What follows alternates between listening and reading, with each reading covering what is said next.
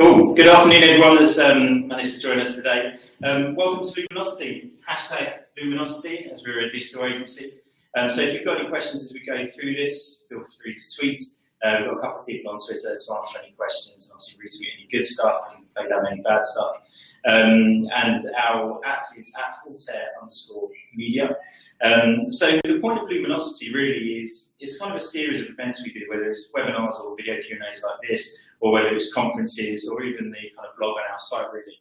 The whole premise really is to make brands shine brighter, whether they're our clients or not. Let's just do better stuff in digital, and we're going to try and share our knowledge across the Luminosity series to help brands do just that.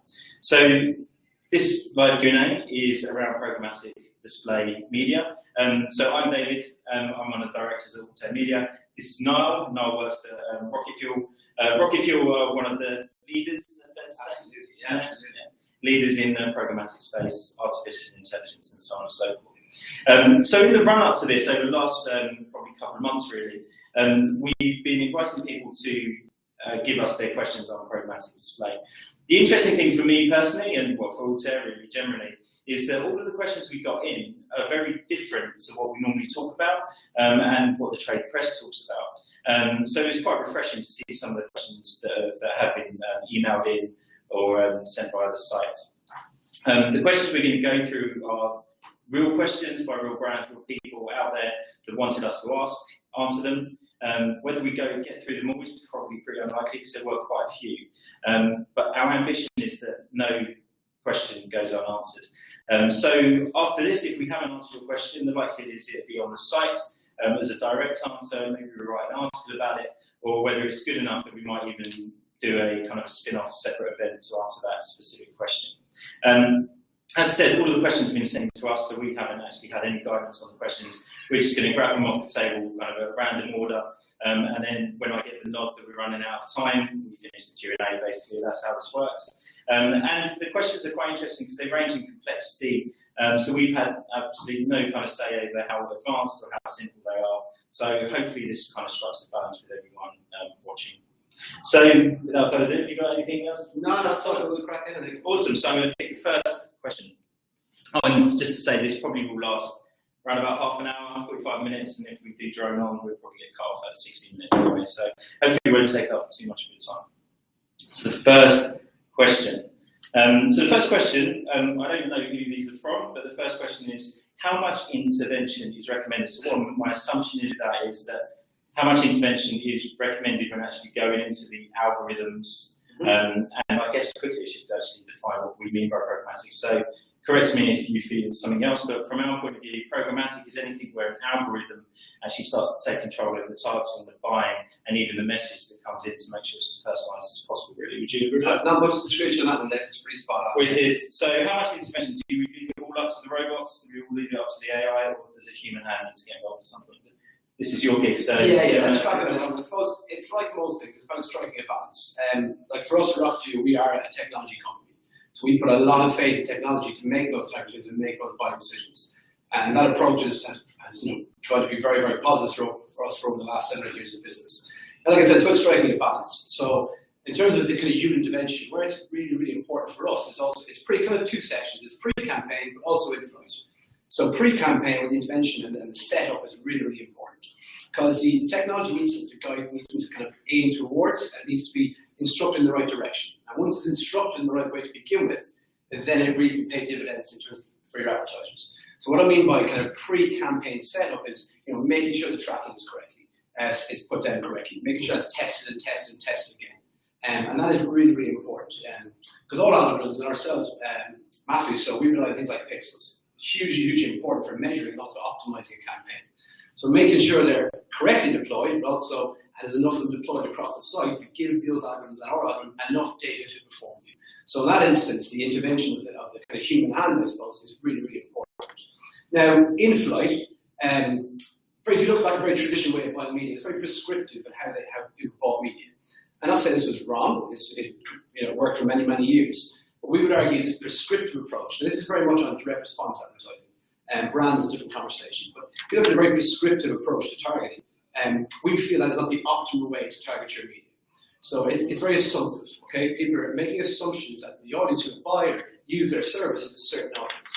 Now, again, there is some validity in that. That is going to work to some degree.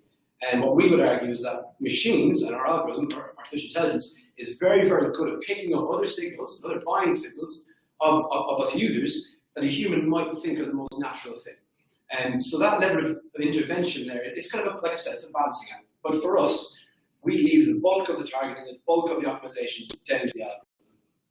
Yeah, and I think most of that I probably agree with. Apart from the fact I think there should be quite a big chunk of that should be actually human influence. Never trust robots to do anything, never trust artificial intelligence to get this. So I'm going to talk about it from two different ways. As you're going through, I think you completely agree it's definitely a balance. And the thing that I'm going to kind of latch onto is the thing you said at the beginning, which is structure and architecture. So anytime I do kind of client presentations or any presentation, I always bang on about architecture and structure, so I apologise in advance. But that's a huge part. If you don't understand all of the data coming in, how you're going to digest that data, how you're going to segment, splice that data, and how you're going to feed that into a buying algorithm, you're going to fail. You need to kind of understand that, okay, right, if this happens, what happens? What happens to the message? What happens to the buy? How valuable is that impression to you in real time? And I know that, obviously, from an algorithmic point of view, it's in fractions of a second, where the speed of light actually comes into play with fibre optics. But I do think that there's a huge balance, and as I said, the two areas I'm going to focus on to quickly answer this is firstly from an agency point of view.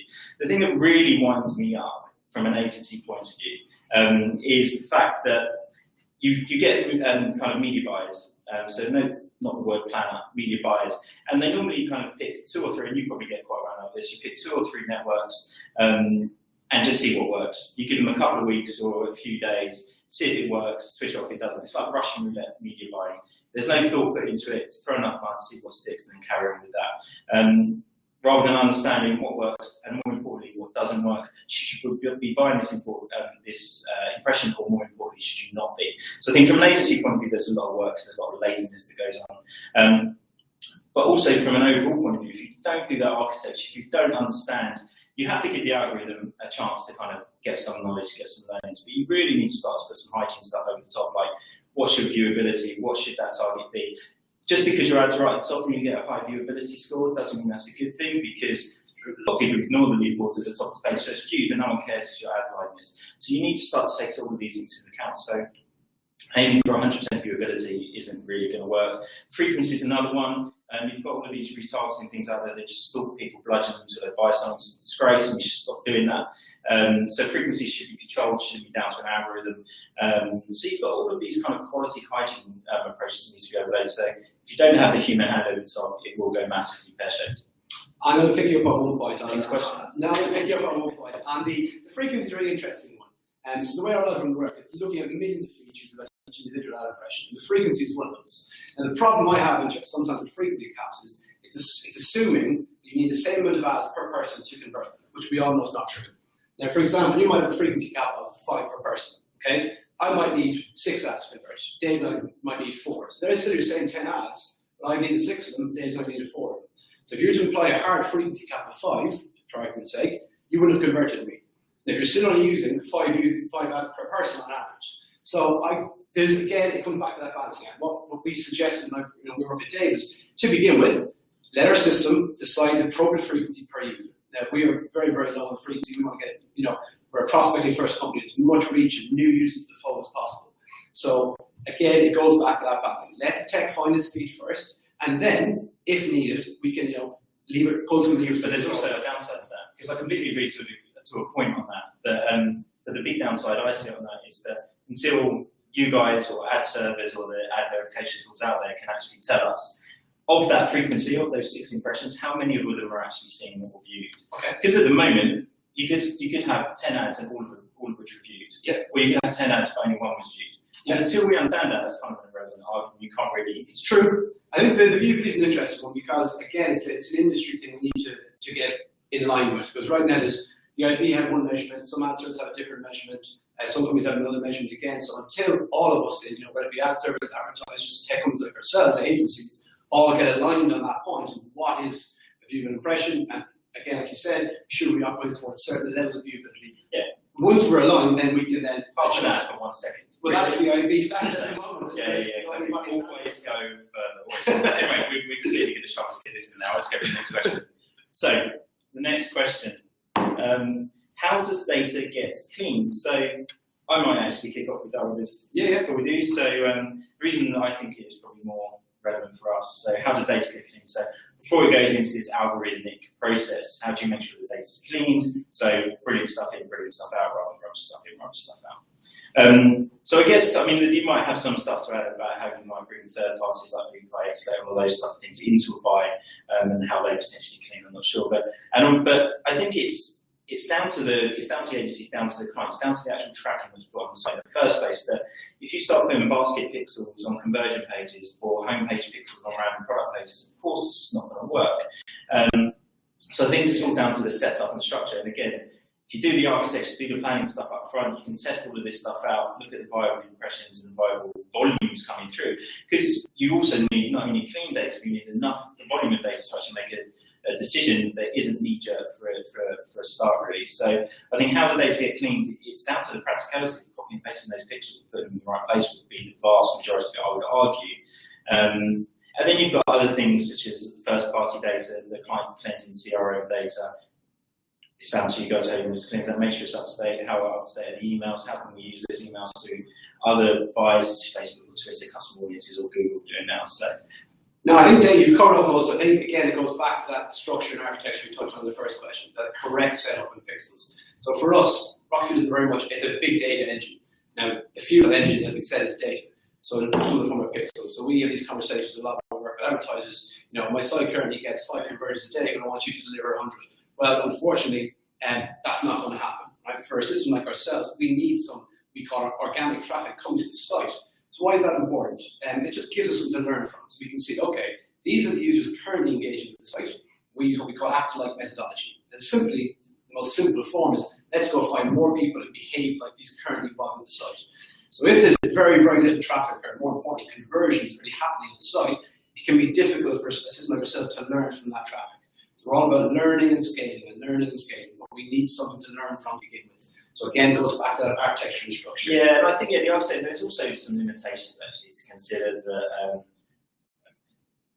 it's more down to the type of data because it's an algorithmic approach, therefore it's automated. So certain things take an assumption that it goes through the machine and comes out the other end, where sometimes that process may not be 100% correct all of the time. So it's starting to understand those nuances and how you can change the data and actually working with a partner such as Rocket Fuel or a data provider or an ad server to start to say, how can you actually start to understand and segment that data? So it's not only about clean data, but how you segment that data to actually make a difference, really. Yeah, no, I agree. Cool. Sweet. Next question. So next question is, are all programmatic buys related to artificial intelligence? This is what you're going to learn. This is so. A short answer: no, and they're not. So I think the first thing to clarify here is that the words real-time bidding and programmatic also can get interchanged. So they're not. So companies like ourselves and other vendors in our space, we all work in the real-time bidding space. We're all bidding in real time for one impression. And programmatic and the artificial intelligence arm of it really is defined with a level of automation. Now, for us, as we said at the start, we are very, very automated in our process. We lean very heavily into technology. Now, the difference with an algorithm and an artificial intelligence algorithm is the ability to learn post-event. Okay, so there's many algorithms out there. So an algorithm in its simplest form is you put in data, it crunches it, makes a decision off that data, and gives you an output. Okay, the difference with an artificial intelligence algorithm is it learns from that action. And it's a big thing for us is that every time we're bidding on an impression, whether we win it, whether we lose an impression, we're learning. Okay, we're learning about that user, about that impression. And our system then auto-optimizes. This is where the artificial intelligence really kind of kicks in, which is quite different. That is constantly updating and learning. So, you know, all of the impressions I've scored in the last 10, 15 minutes, what have I learned from every single one of those? And that's that learning and getting better from both your positive and your negative signals is really what defines as artificial intelligence. Okay? It's the ability, like ourselves, as human beings, we learn from our mistakes, we learn from our successes. It's the exact same principle. Beautiful.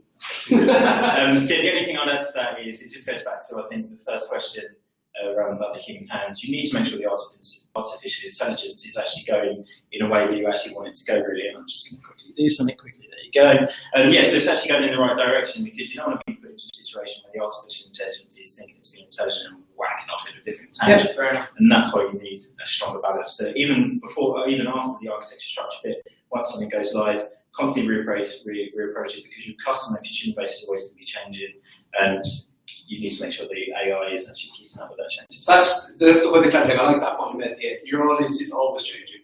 And that's why I think that's a really good point. And it is constantly changing. We love to see this actually. We work with clients over a long period of time.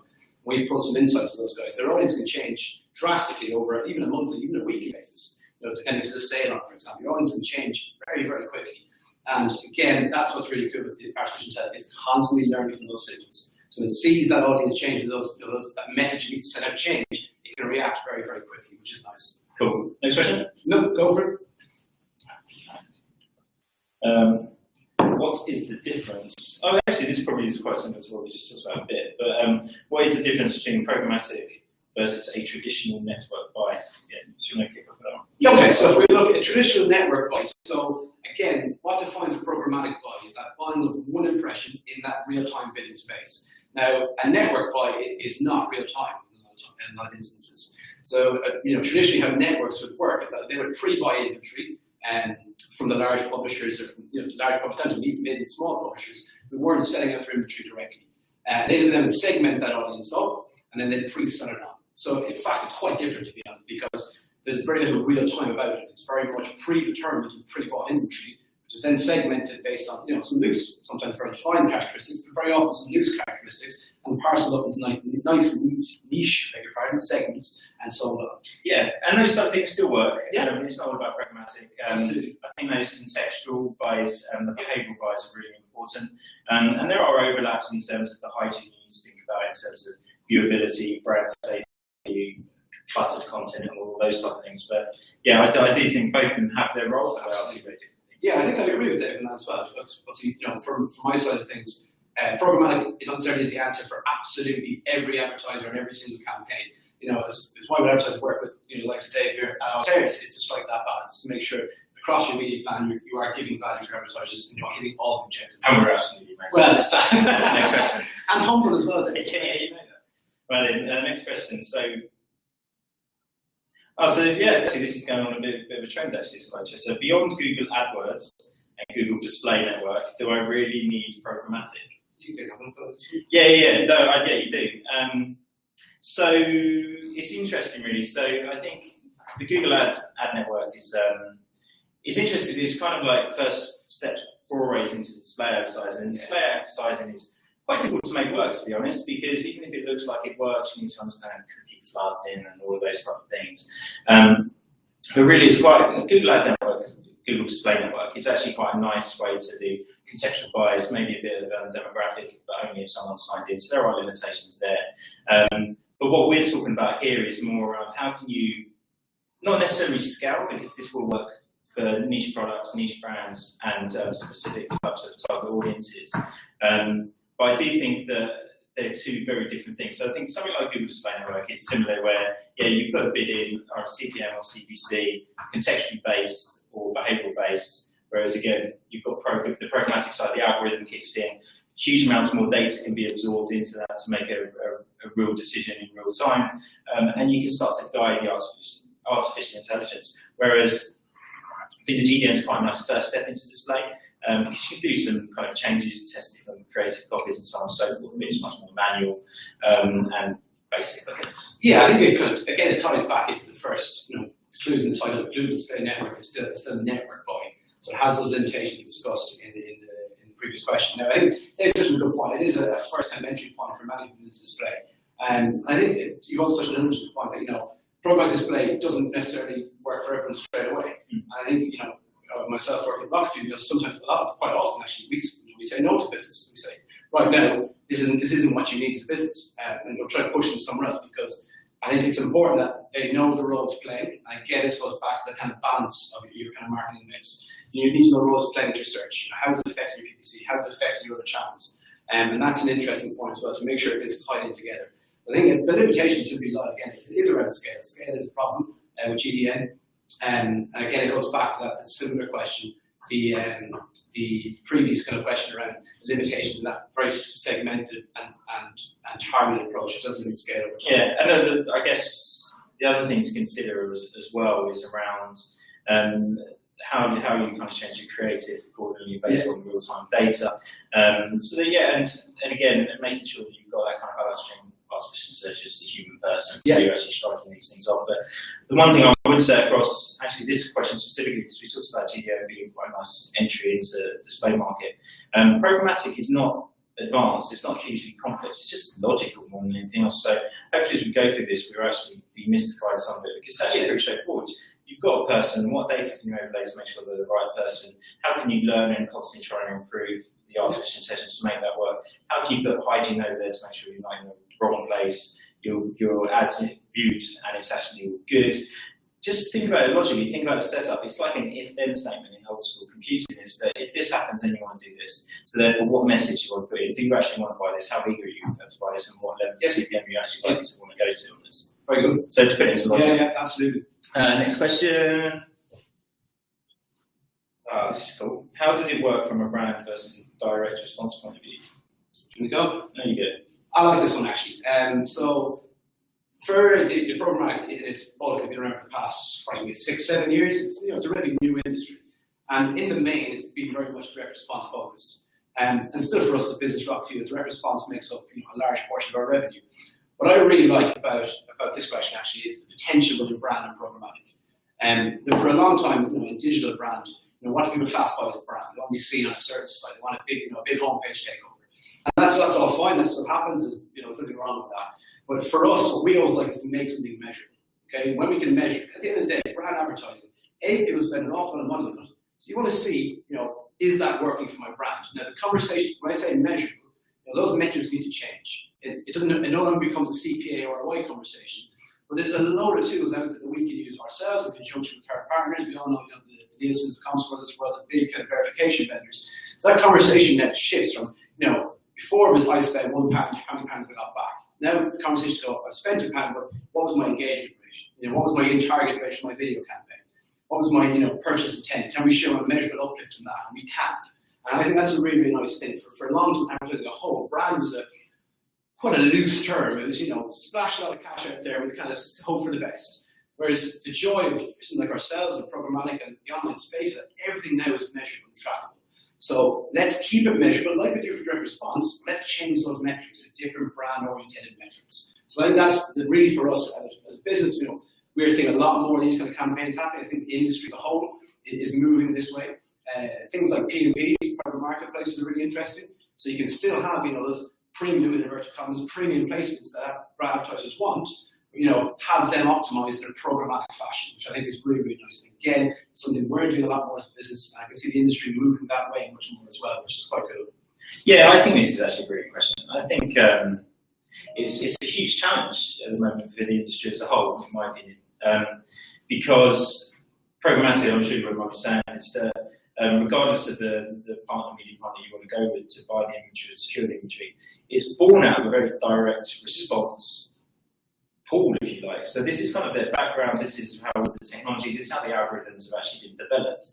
So it's quite, I would go as far as it's an interesting challenge for the whole industry is how can you actually start to change these algorithms that are much more what's happening on a site, has this pixel been fired, what's the behavior of this person, and all of these like tens and thousands of signals that you want to kind of throw into this. How can they start to take it from more peripheral, if you like, metrics such as what impact is this having on our brand search, Millward Brown, Nielsen, all those type of things that we talked about. How can you start to ingest this data to actually make a difference to your algorithmic buy? And I think that's a massive challenge that no one's actually answered whatsoever. I know that you guys do as well, where you can run kind of live brand performance type things within an MPU to see what brands have uplifts, brand surveys and stuff like that. But I do think that's something that really needs to be struggled. But on the positive silver lining side, I think that's something that will actually start to be overcome over the next 12 to 18 months for a couple of reasons. A lot of brands want to kind of get into this programmatic to growing thing, and also from the kind of media partner side of things, that a huge amount of money is going to go into this because you've got all of the FMCGs, so all of the big, huge brands that used to be on TV that no audio, visual works, so therefore video online. They've all started to get over that kind of custom now rather than just converting their TV ad and put it online, which is just an utter disgrace. They've actually started to change their ads accordingly because it's a whole different world, make it interactive, all those sort of things. And there's so much money flooding into it. And I I think programmatic, especially the growth of programmatic video, I think is massively underestimated at the moment. I think in a couple of years it's estimated to be about 8% of the market. I'd be stunned if it's not a lot more than that, just because of the volume of budgets that go in for their FMCGs. Yeah. And once that budget goes, the technology has to follow, and I think it's a big challenge for you guys to start to understand. It's a big challenge for agencies to start to map out the architecture of how can we bring in different data sources to actually make a difference. Yeah, an interesting one on the video stuff. I think we're not a million years away from more and more TV being brought programmatically. As more and more of us now watch our TV channels via the internet. Satellite dishes are becoming a thing of the past on us in a lot of ways. We now watch most of our media consumption through the internet. I know there's some vendors, I think some TV vendors start to develop products where, if me and David are both sitting in our houses, both watching the same channel, we're going to get different ads all the time, the same way we do on our laptop. And I think that is, it's not here yet. It's probably not going to be here next year, maybe not the year after. But I don't think, we're too far away from programmatic TV becoming very, very popular. Yeah, I don't think we're too far. I think digital is interesting anyway, because obviously the impact it's had on press ABCs versus outdoor connection, mobile, digital and stuff like that. But yeah, I mean, I've been doing conferences for like the last 3 or 4 years about connected TVs and how TVs are now more connected, so you don't have to go through a PlayStation or Xbox to get connected to the internet. Next year of mobile. Yeah, exactly. You can start to advertise on the EPGs for the program guides and stuff. So really, it's just a step away that most TVs, I think probably all of the TVs you'll probably buy this year or next year, will be connectable anyway. So you just need to start to work out the penetration of connected TVs, and this is nothing to do with this question, by the way. No, we've got off of the ramble. So basically, the growth of connected TVs is going to be huge. So it's not that much of a leap to say, okay, right, so Wi-Fi connected, so why not serve a TV app? And then TV will be a lot more measurable as well. Also, look at the potential across the voice opportunities, which is really Next interesting. question. More stuff we're going off the tangent to. Right. So next question. Again, you can start this one. Artificial intelligence. What are real life examples of AI in practice? Okay, well, interesting. So we kind of touched on this a little bit earlier. So exactly what is artificial intelligence? So artificial intelligence, in its simplest form, is making machines think like humans. It sounds a bit of a strange thing, but as human beings, what do we do? I sit here all the time. We're constantly ingesting information as human beings, and most of this is subconscious. Where then our brain is processing that and making decisions off the back of that. That's effectively what we're trying to do here: is make machines think like human beings. So we're to think in real time, take information, process it, action that, then learn from it. Like I said, you learn from your positives, you learn from your mistakes. So if we look at the one very in vogue right now is Google cars. Google cars are a real life example. Out in California, I know some of our guys were out there recently from work, and they saw come driving around, and it's absolutely crazy. You sit in the car and you see sit in a cab and see a car come past you, in real time with no driver. But that's a good example, because as human beings, when we're driving a car, what do? We're judging the distance of the car in front of us, how fast am I going, what's around me, and effectively that's all it is making a machine making those examples. Now I was saying, I saw really Connections to display outside. Yeah, I'm going to bring it back. I just want real life examples. If real life is But another very simple example where, for example, where our company founders came from is from NASA. Mars rover thing, which is very interesting. It's not exactly very real life, but sending devices to Mars, having to make decisions in real time. And I was actually reading an interesting article recently about this, and it was they're developing in the States, which is again not really advertising, but more of a real life and future example of artificial intelligence. It's about firefighters. So we send human beings into very, very dangerous environments to try to save other human beings. Now, and artificial intelligence do that job really well. So what does it need to do? It needs to gauge temperatures, heat, where is the fire, distance within houses. Something artificial intelligence can do really, really well. Now, I don't know, if I was big, I'd much prefer a bit of, aluminium or some piece of machinery going into a house to try to save a burning house from saving a person in there. So it's about that. It's about making those machines be able to do more human-based tasks. Yeah, so I think that's a really good example of the kind of the fire drones putting out fires, because these guys save lives and display advertising gives people dreams and aspirations. That's the connection. Right, next question. So, what's the lead time for understanding the behaviour of a device? For example, if the user is searching for the thing on one day, will the device's behaviour pick it up to be served the content? So basically, what's the time between something happening across one device or multiple devices, and how quickly can you respond to that? I suppose this is quite interesting. I guess it goes into the volume of data question. Make sure it's not knee-jerk. How much information you've got to go off, and is it valuable information? So I think that's what I mean, because I don't know if you guys have had that stat about, refresh this, the stat about how many times someone will see? We see across our network. So yeah, to give you an idea, obviously we're buying media across the advertising exchanges. So almost every single website you go on today will have some of its media being sold through an advertising exchange. Okay, whether it be your publishers, your fashion, your blogs, your food sites, whatever the case may be. The vast majority of those now sell media through these exchanges. Now, as a company, we sit on pretty much all of these exchanges, all the major exchanges in the UK. That basically means, on average, we would see myself or Dave as a user, as a piece of code, around 300 times a month, which breaks down to about 10 times a day on average. So I've been quite good about 40 times a day. The average. So to answer your question is very, very quickly. So we can see, with a fair degree of accuracy over the course of a couple of days, a very good idea of that user's interests, a very good idea of their profile based on their browsing behavior. What's also really interesting is that as human beings, we're all creatures of habit. Some more so than others, but we all generally tend to look at the same stuff.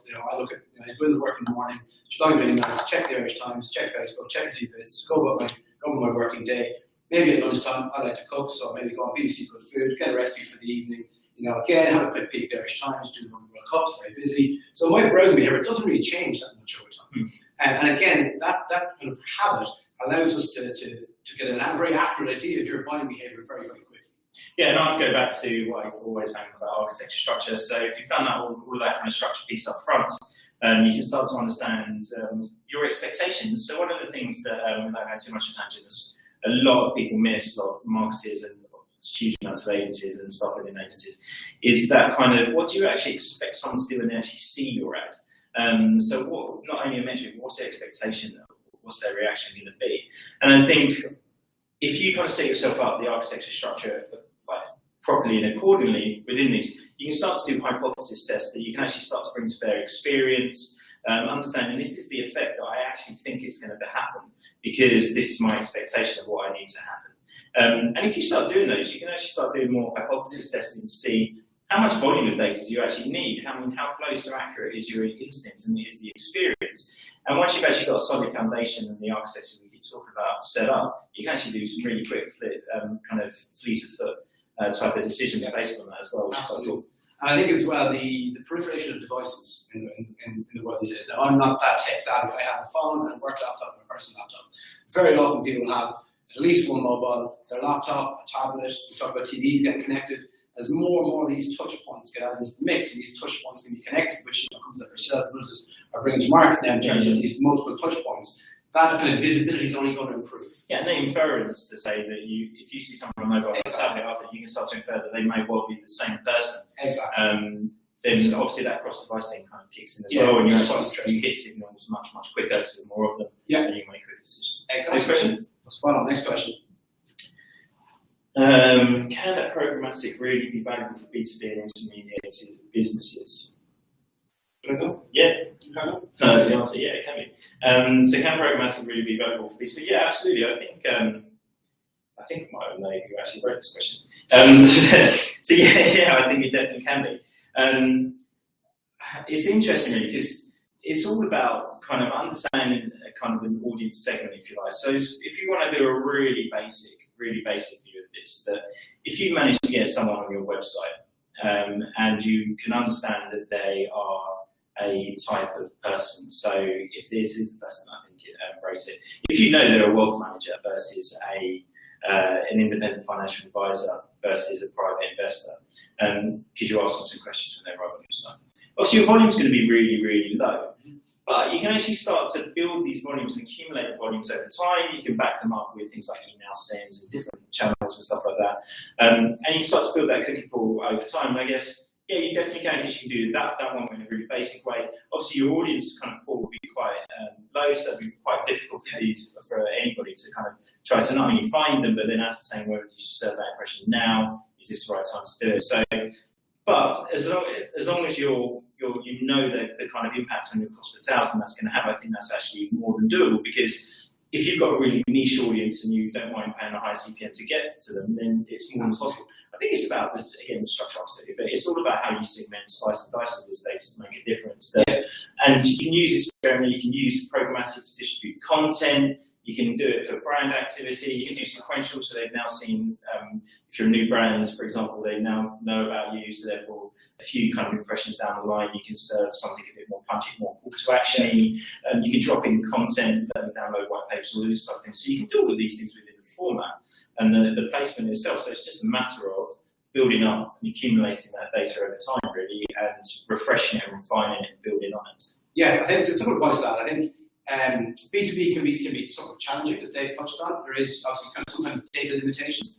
But I think, as we've mentioned today, programmatic is much more than just driving a CPA and a sale. There's a lot more things you can do with it than that. And we count some really major B2B players, some of our clients. So we can add value to those in a lot of different ways. And I think the brand space is really, really interesting.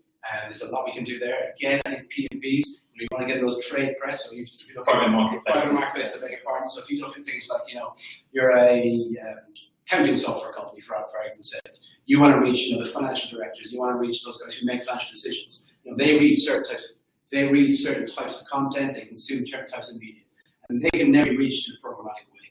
I think brand definitely is an interesting point.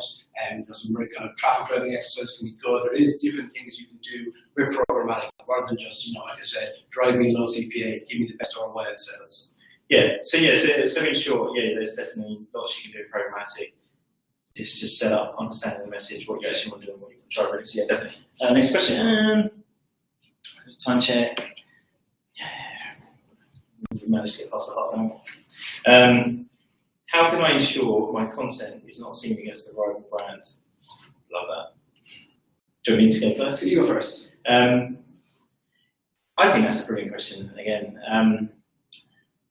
it's interesting. If you kind of, I started media working in TV and things like that, and press actually as well. So I think my first role was actually pressing. I thought it's interesting because if you work in those type of medias that have been around for tens of obviously forever, hundreds of years, but there's ways and means you can actually make sure this doesn't happen. Because if you're P&G, you don't want to do media for ads. If you're first and they're second, that's kind of it's going to annoy you. That's quite upsetting.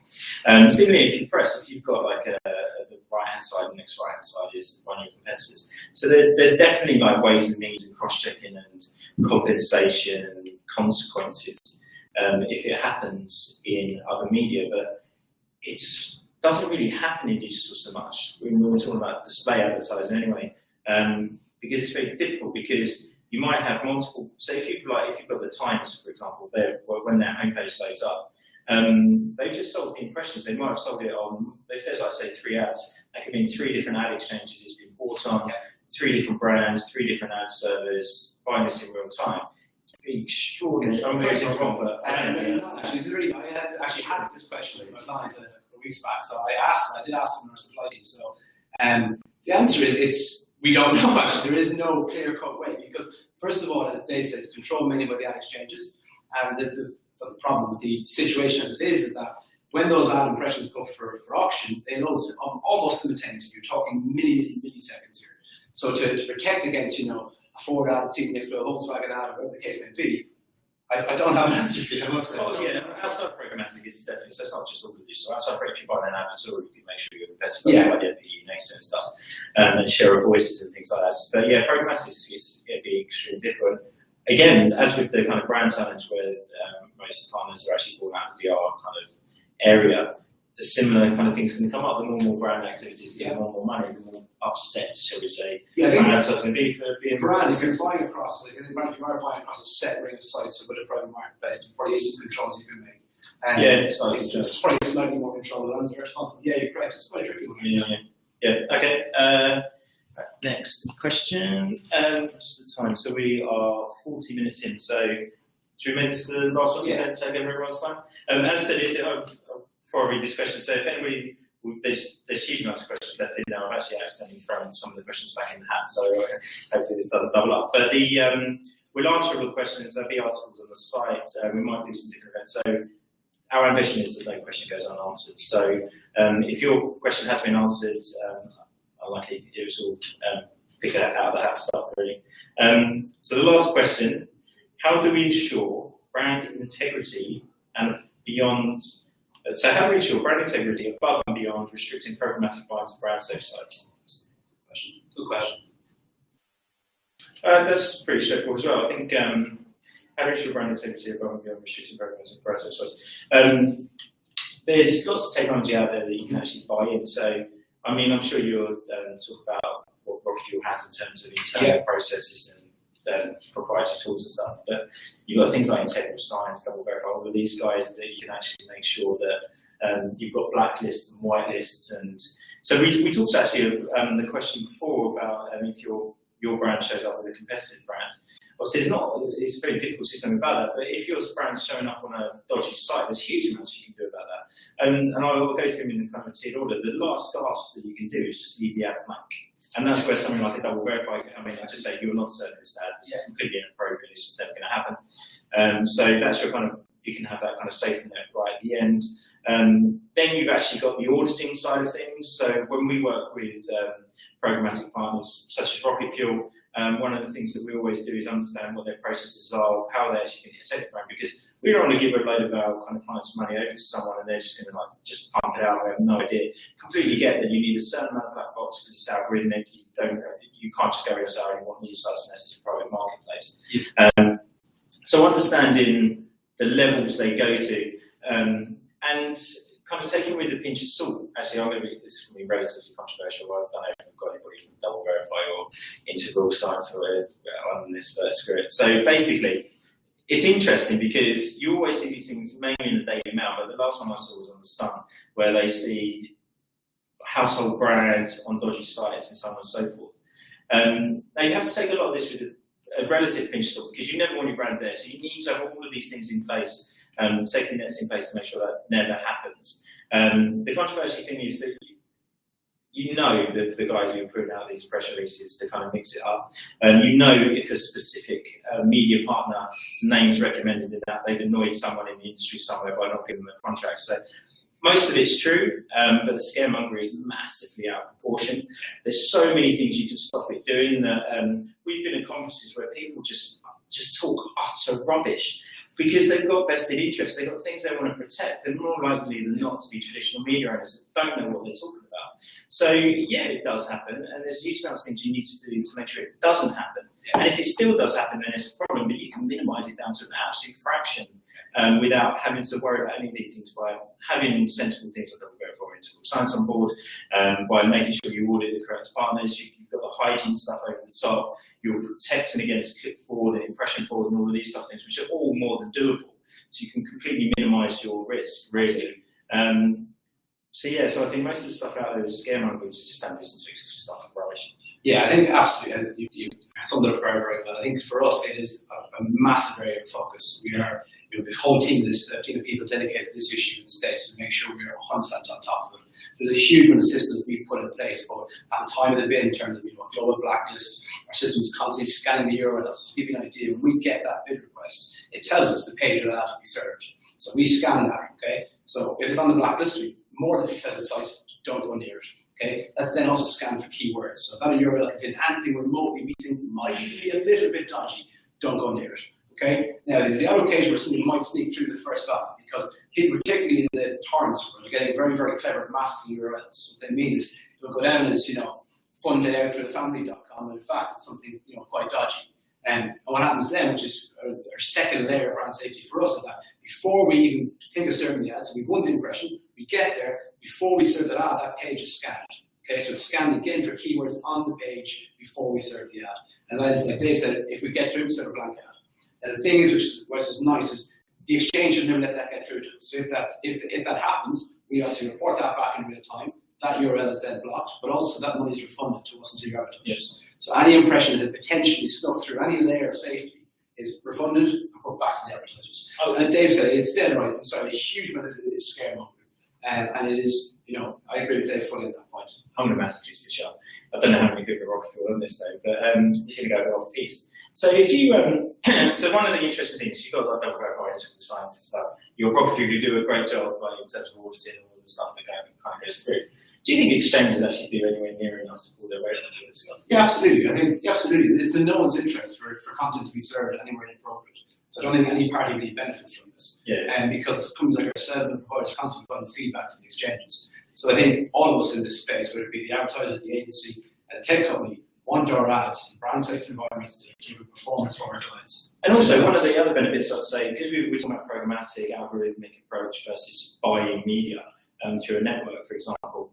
One of the interesting things, especially just quickly last refresh on that, one of the interesting things to think about as well is that the AI, the kind of artificial intelligence, is always trying to look at whether this person's going to do the action and the signal that you actually want them to do, whether that's buying something, downloading something, visiting a site, interacting with an ad, or whatever it would be. So the interesting thing is that like quite a few years ago, if you were just buying this inventory through a network, and they would pick up people on retargeting, for example, and we haven't had it for years because of the programmatic side of things, but pre-programmatic, it was relatively not uncommon to have a client saying, my friend was on a really dodgy website and they saw our ad.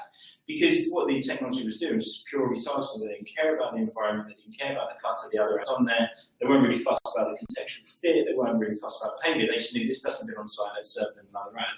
And that threw up a huge amount of dodginess that goes around on dodgy websites because, again, correct me if I'm wrong, you're probably on the same wavelength as this, is that because of the artificial intelligence, you've got the programmatic algorithmic thing, the chances are they're not really going to do much with that ad on a dodgy site. You've got the kind of processes to make sure that ad doesn't show up on a dodgy site. So even with basic things like retargeting, they kind of come on leaps and bounds. So this stuff doesn't happen so much anymore as well. Like I said, I believe it's in no one's interest in this space. For content of your advertising to be served anywhere but in a brand safe environment. Yeah. It benefits no one. So I think it's a paramount part of the industry. I think it keeps working together as it is at the moment. It's doing quite a good job. It's actually everyone pulling in the same direction on this. And let's continue that path. And it's the best way to proceed with this. Beautiful. Anyway, thanks everyone for the time.